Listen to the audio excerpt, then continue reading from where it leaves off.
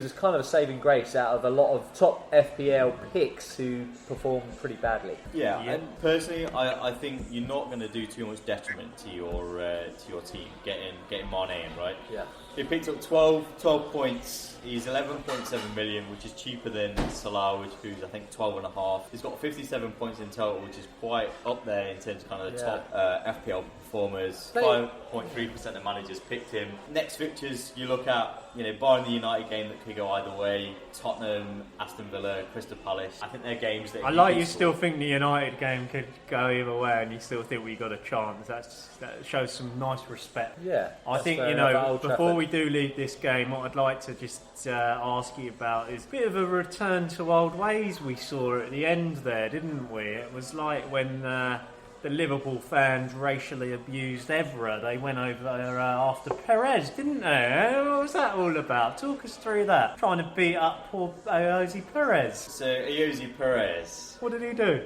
Who had great delight in shoving the fact that they scored an equaliser in Robertson's face. Robertson, the game's over, gives him a nice little tap. Yeah. Just to say, hello, mate.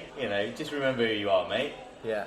Robertson brought up in the streets of Glasgow. He knows what he can get away with and what he can't. All he did is offer him... Bishop breaks, he knows exactly all he did is offer him a deep-fried Mars bar, and, he didn't want it. We've seen him do it with Messi last season, no? Exactly, but Messi deserved it. He's a cheeky... I like Robertson. And you know what? Perez got what he deserved, and, a little bit handbagged, but it meant nothing, really. Yeah, it was not a nice spectacle for the Premier League. Really poor way to... Oh, come on, get away from it. Unclassy. I think Liverpool passion need like some... that is where you need. Point deductions, mate. Point deductions. I have got my email ready to the FPL.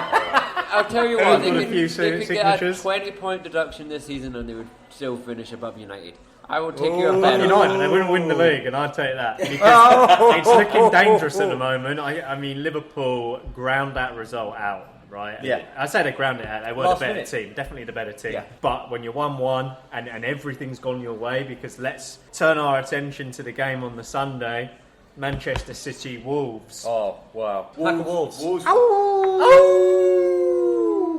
were really back to it. They were singing. They were. They were showing the form under Nuno that they were showing last season. So many of us had many of the Wolves players in the team, whether it was kind of the defenders in Johnny, Doherty, Bowley, through to kind of like Jimenez, Jota. That was last season, but they hadn't done it this season. And you know what's funny is we all said last week, Man City, if there's going to be goals, Man City are going to get a bucket full. It's a Man City person to put as captain.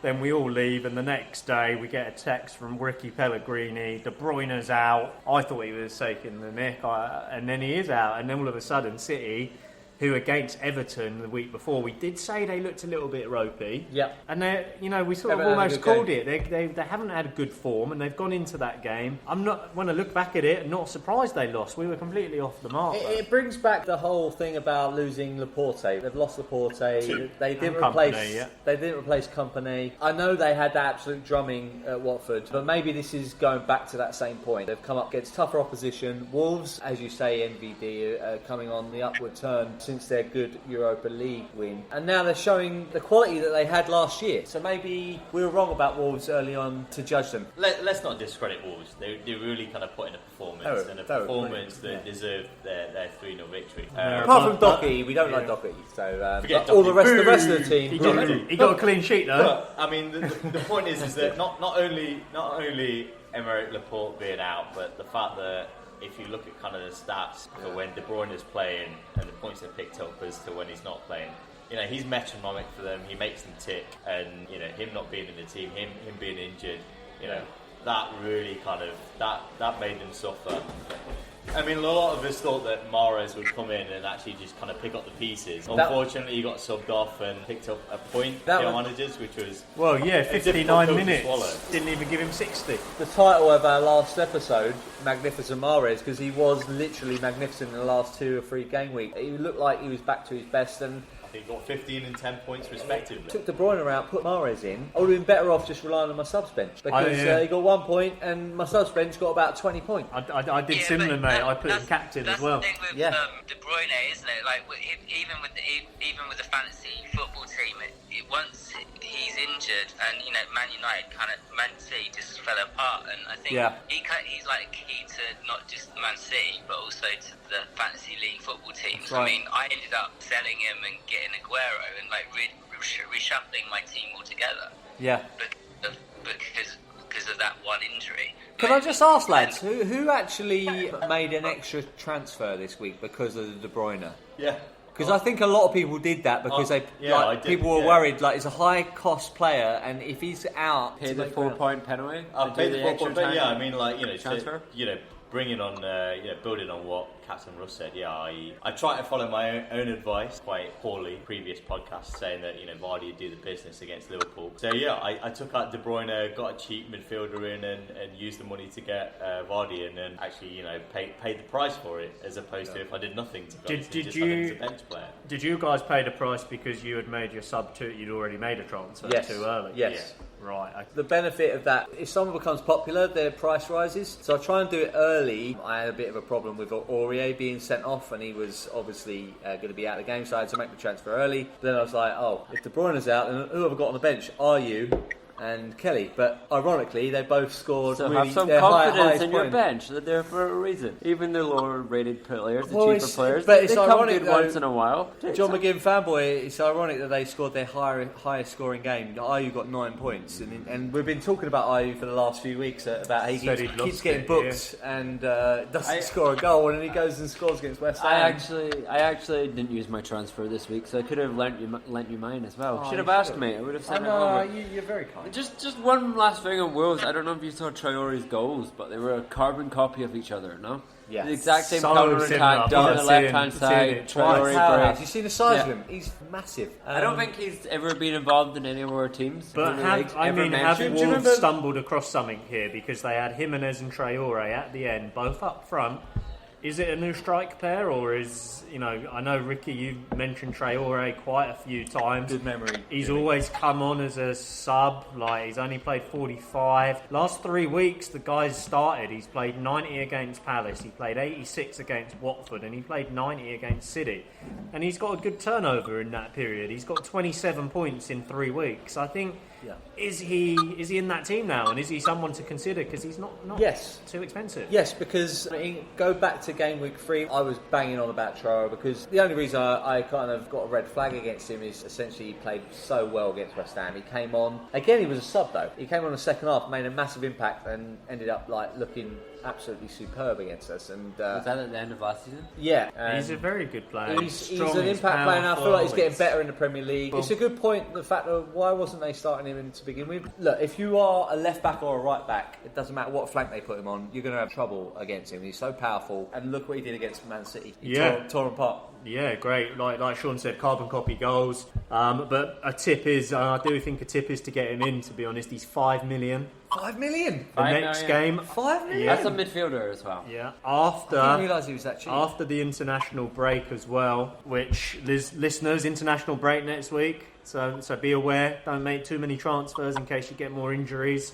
Yep. Probably wait until Thursday, Friday next week. Wolves are playing Southampton on the 19th. Now, Southampton are a team in trouble. They've lost the last 3. They did get destroyed on the weekend by Chelsea. We're going to switch to that game now. So Wolves do have Southampton. I think, I'm talking it through right now, and I do think Traore is worth getting in. So Southampton, Chelsea, what do we think about that? Are Southampton really bad, lost 3-3, or are Chelsea actually just really good? I'll start with Chelsea just because obviously they were the standout performers. The first thing I want to say about Chelsea is I'm not going to call out just one player, but the whole team, great all-round team performance, because look how many different players got on the score sheet for Chelsea. Made key subs as well. Yeah. Later on in the game, you've got Pulisic coming on. We haven't heard much from him this season. He got an assist. Kante obviously got a goal. It was a bit of a deflection, but he got a goal. William, I have to say, looks electric. Keep an eye on him for FPL. Again, Abraham, though, if I'm going to call anyone out. Abraham and Mason Mount. Fantastic finish from Abraham. He loved it anyway. It was good. It was past the line. line just across the line. Just across. That's instinctive, isn't it? It's like Jimmy Ferguson when he's on the wing and he lobs the keeper and does a lovely goal. Over the bar, mate. He scores goals like that for fun. We've seen that before. He scores goals like that for fun every Twice, week. mate, twice. I've seen it.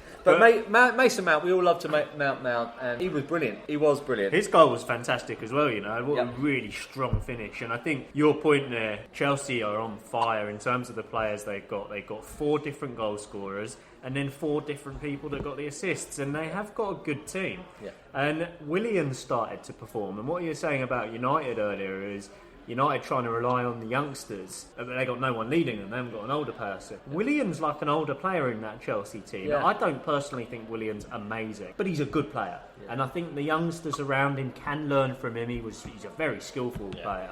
He set the standard. He really did. Yeah. But it's amazing what a couple of weeks do, and lets them all gel in. A couple last month we were all saying, oh, how's it going to hurt them, this ban, and they were looking weak, and we thought it would be a troubling season for them. Now they've gelled in. Yeah. It gives them a chance to bring through these younger players. Lampard's done really well. They can bring themselves together as a team, a bit of bonding there, and then get a good performance, and they can only grow on that, and it'll do them well in the season coming as well. And this is the difference between, don't want to go back to the United thing, but this is the difference between the expectation on Lampard and Ollie, right? Because, bringing in through the youngsters, Lampard was in a bit of a win-win situation because everyone was expecting him with the transfer ban. No one's expecting them to be top 4, but look at Chelsea now. Would you write them off to be top 4? I wouldn't. I think they're probably one of the strongest teams we've seen in the Premier League. They're joint on the Leicester City, so even going back to when they lost 4-0 in the opening day of the season, they looked good. They hit the bar, they hit the post, and this Abraham looking a great prospect for the England team. The thing with the Chelsea team though is when you see all of those different assists and different goal scorers on the sheet, who do we go with? Because it's no real value there unless someone's getting 2 or 3. But if you look at Tammy Abraham, he's got what? I think he's going to do 8 goals. He's top scorer, joint top scorer with Aguero, 8 goals. Yeah. So to be fair, great value. He's good value. Yeah. And I dare say, to be honest, Mason Mount as well. Yes. He's been in and out. We all mounted Mount at some point. Yeah, exactly. I let him go and then I remount him. You let him go and then you took him back. But disgraceful. He's getting good points, and you can even argue if their defence starts to get a little bit more secure that even a budget prospect in Tomori, a good shout as well. Jimmy's got him in his team. The only other one I would say, because he's back from injury, is Callum Hudson-Odoi. He looks really good, assists. and he got an assist. He was the first assist for the game. He sprang up on the score sheet in terms of that assist, and I was like, you know what? Yeah, he's cheap. What is he? 5.9, I think, or 6 million, and a good option. Our boy Cantwell, we love him. The guy with a perm, great but perm. He could be a straight swap, Cantwell to Hudson-Odoi. So that's a tip. He started the game against Southampton as well. He played 79 minutes. He is only 5.9. He started at 6 this season, but he's down 0.1. I do think what we've got to remember is Southampton are not the best team. Before you get carried away, they have let in sort of, what was that? Sort of 4, 6, 9 goals in 3. Right. They even lost to Tottenham when Tottenham had 10 players. I think that's, it's not great. But my man did it. Yeah, I told you last week. Yeah, credit where's credit is Danny due. Wings, Danny. For the first week, took him off my bench and put him in my starting lineup. To be honest, I don't even know if he got the final touch on that. I don't even. He got a scrappy goal. He got a glancing touch on it. I don't know if it hit the defender. The keeper should have done better. Where it went. He also got a bonus point, I believe. He was bonus. Did you get 1 bonus point? He was unlucky not to get a second goal, actually, Danny Wings. Our boy Danny Wings. They started well, high tempo from Southampton, but then it all, obviously, as soon as the goal goes in, it affects the team, doesn't it? Especially at home, you're under pressure, quickly unravelled. Yeah. And next week they're away at Wolves. Wolves, as we just said, they're finding form. Southampton are not. I think it's going to be a big scoreline there. Yeah. Let's move away from... Do you know Tammy Abraham is selected by 41.2% of people? Yeah, I would love to see what he started as. Played on loan, and he's a new boy in the Premier League. Really, we're all kind of taken by surprise. I got him in, I think, game week 3 when I did my wild card. Got him in Haller the Hammer. Haller from Chelsea, the posh version. I do think it's interesting how he's obviously becoming a big star and well deserved. Guys, he actually went up by 0.7 million to start. Wow. Okay, let's stop mounting Abraham and move on to the rest of the games from last week. We've got Arsenal, Bournemouth to tick off here. Liability, Louise, show him what he can do with that hair. Sideshow Bob. Sideshow got his goal. He got his goal. He had a blinder. He had a blinder. He did have a Clean good sheet game as well. He doesn't have a lot of good games though. That's the problem. He's hot quite and cold, inconsistent. right? But if you look at the game overall, quite equally matched to be honest in terms of shots on target, possession as